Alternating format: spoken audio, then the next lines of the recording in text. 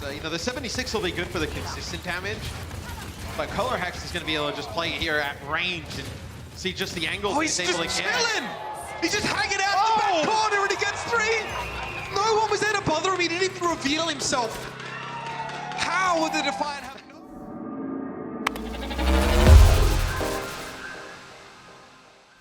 Reverse sweeps, Symmetra, and the ultimate hamster.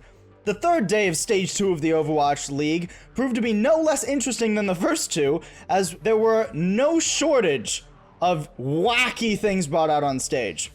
First and foremost, Florida Mayhem versus the Philadelphia Fusion. Now, after yesterday's close game against London Spitfire, Florida was really looking to start off this series strong, LaFawn. And they actually did, right? We start off on Control and Saya player back to his hero of old. The McCree comes out and he brings the Cowboy right back into style. And alongside Swan, really made Florida look really, really effective. Florida Mayhem take the first map 2-0.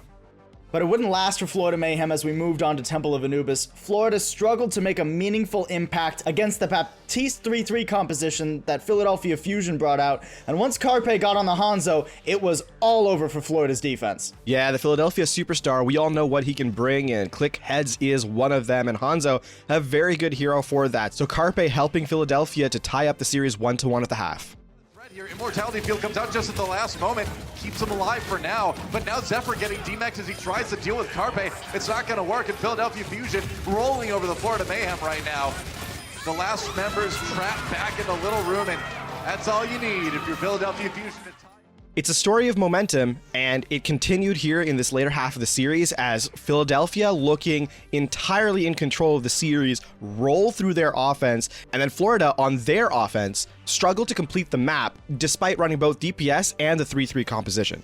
Yeah, and once Philadelphia got back into that time bank, they were the only ones who had a chance to complete, and they catch Hagopin out and give themselves that 2-1 lead heading into Junkertown. It continues. Philadelphia continuing to dominate Florida in the escort map, running through map number 4 here. Florida, though, on their attack, BQB showing why he's such a star player, runs through echoing Carpe on the Hanzo, and Florida Mayhem complete the capture of Point C. Things were looking up for Florida Mayhem up until they got onto their time bank offense, and, well, this happened. BQB's there, okay. Oh, this is going to be embarrassing, isn't it? No, it is. I got a bad feeling. Sato. I got a bad feeling about this one, Monty. Oh, Zephyr. Oh, no. Oh, no. Oh, no. After that embarrassing C9, it was more than easy enough for Philadelphia to push through A and claim themselves the 3-1 victory in this series.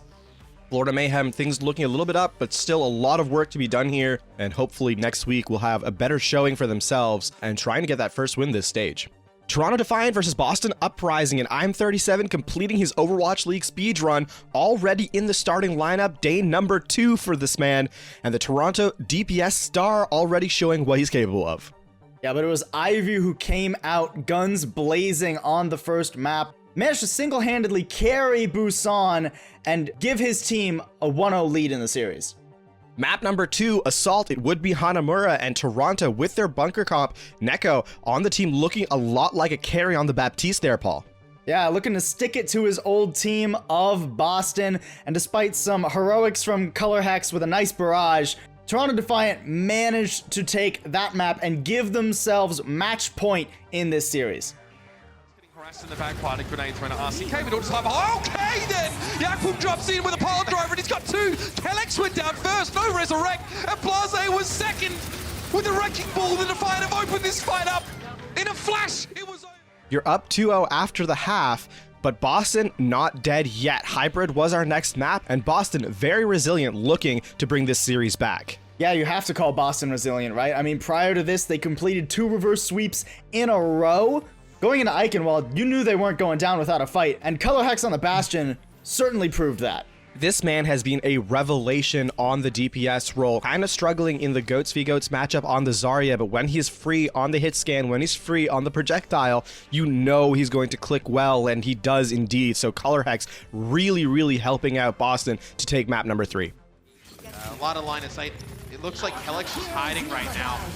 Now, you know, he actually does not get hit by that, so they get the... Oh, That's too huge. and Boston would carry that momentum all the way through Rialto and complete the full hold against Toronto Defiant to send themselves to that 5th and final map to try and get that 3rd reverse sweep in a row. But Boston, not the only resilient team in this match. Moving over to Gardens on Oasis, Toronto Defiant would slug it out with Boston, tooth and nail, and send us to that 3rd and final round of Oasis.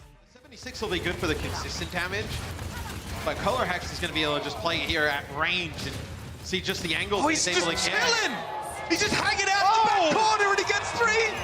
No one was there to bother him. He didn't even reveal himself. How would the Defiant have no... And with that last-ditch fight on point number 2, the stage was set for Boston to close out the reverse sweep. And that they did, coming out with an interesting composition over in University. The triple tank won Samba, but with the Roadhog instead of a Diva. Blase having an excellent performance, holding the point on his own for a minute, would give Boston the chance that they needed, and they would in fact set that record and be the first team in Overwatch League history to complete 3 reverse sweeps in a row in the regular season. Clutch is the definition of this team, and Boston seems to have that in spades. Huck, I'm not sure what you're doing over there, but it's really working out. Coming with Barrage, this could be a huge turnaround against 2. Fusion and Color Hex both missing 2 of the highest value targets. Blase, cheeky right click though to find Ivy. Remember, Boston is still in control of the point, and Blase is stalling it out. Bionic grenade. Blase goes for the whole hog and gets rid of it. I'm 37. Stalling out, he's killing everybody. That's right, this fight going to Boston. Blase does get slept, but his friends are on the way, and very quickly they reassemble on the point. 67-24. Match 3 of the day, New York Excelsior versus the Shanghai Dragons. New York back in their regular form now that they're not playing in a playoff situation, looking to continue the dominance they showed Thursday against the Philadelphia Fusion, today against the Shanghai Dragons. But Shanghai, they got that Dragonfire. They weren't looking to go down without a fight, were they, LaFon? No, not at all. And that first point was, in fact, very heavily Shanghai's favor as they 100-0 NYXL. Unfortunately, it was not to last as the Excelsior quickly returned with 100-0 on the second stage themselves and close out the map, leading the series 1-0 after map 1.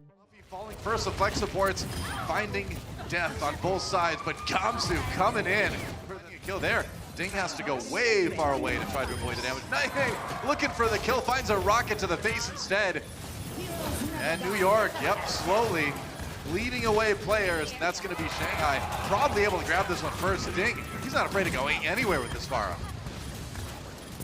There he is, Winston, the last. But you know, going into Hanamura, the Dragons didn't give up. They debuted a new form of goats. It's not the junk goats this time like it was against the Los Angeles Gladiators. No, this time it is the Pharah goats. It's 3-3, but you replace your Diva with the Pharah. Yeah, at that point, you can't call it a 3-3. There's clearly a DPS in play, that's Paul. a good point. And I think at this point, yeah, you gotta call it a 1-2-3. Yeah, regardless, Ding actually pops absolutely off, and even though they aren't able to actually complete their capture, they end up with a full hold against NYXL on the second point, and end up with the draw here. Series very much not out of the grasp yet, and Ding, a superstar in his own right, slowly showing the league what he's capable of. But even on that Pharah, sometimes you just fly too close to the sun. Shanghai Dragons would find that out the hard way on map number 3 as New York Excelsior, finally getting the read on this wacky composition, would shut them out on the third point and win out the series 3-0. What do you know? You're right. New York fight the 6v5. Self-destruct grab. That's a nice one. Though. That's Shanghai Dragons turning it around in a big way. What better way to close out day 3 than to have the matchup of Chengdu versus Paris? Chengdu, the masters of the outlandish, Paul. Walk us through map number 1. Well, it started off relatively outlandish, but not too crazy at first. We went to University in Oasis, and Paris had relatively strong control. The long-range DPS Chengdu wanted to run didn't quite work out, but as soon as we got out of that enclosed space, Chengdu were easily able to run away with the next 2 rounds. In a haze of bloodlust, and they wake up with a lost message on their screen. They've got to keep it together, but Shadowbear, that was very classy. Geo and Bacon Jack both falling. Quick succession! What a connection! Threading the needle. Oh, it must be so awesome to be able to do that. And heading into map number 2, Assault Chengdu are not done yet. They run an Orisa, Symmetra, Baptiste composition on offense of all places, and not only do they run it, but they run it well, and it allows them to steamroll through their attack. So why not get to the high ground and then teleport somewhere else? That's why the hunters are waiting. Yeah, maybe they'll teleport to the backside of the point here. So, nope, they're going to teleport. Oh, the high ground. Oh, look at that. Oh, they did the pin down. All right.